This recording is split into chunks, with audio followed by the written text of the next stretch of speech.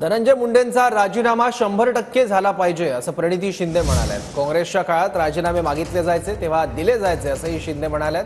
राज्यातलं सरकार अतिशय निगरगट्ट असल्याचं टीका प्रणिती शिंदेंनी केली आहे। तर मुख्यमंत्री आणि त्यांच्या पक्षातील लोकांनी योग्य तो निर्णय घ्यावा असं सुप्रिया सुळे म्हणाल्यात।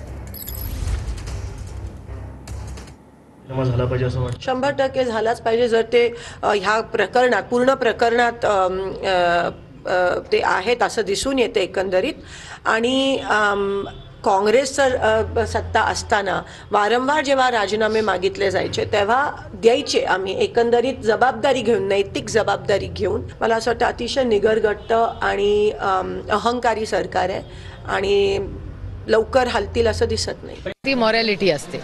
म्हणजे आदरणीय पवार साहेब जेव्हा मुख्यमंत्री होते आणि जेव्हा त्यांच्या टीम्सवर आरोप झाले तेव्हा त्या काळामध्ये त्या मंत्र्यांनी नैतिक जबाबदारी म्हणून कशाला लांब कशाला जायचं। काँग्रेसमध्ये जेव्हा अशोक चव्हाणांवर आरोप झाले तेव्हा अशोकरावांनी पण राजीनामा दिलाच होता ना। त्याच्यामुळे ती मॉरॅलिटी आता माननीय मुख्यमंत्री आणि त्यांच्या पक्षाच्या लोकांनी योग्य तो निर्णय घ्यावा।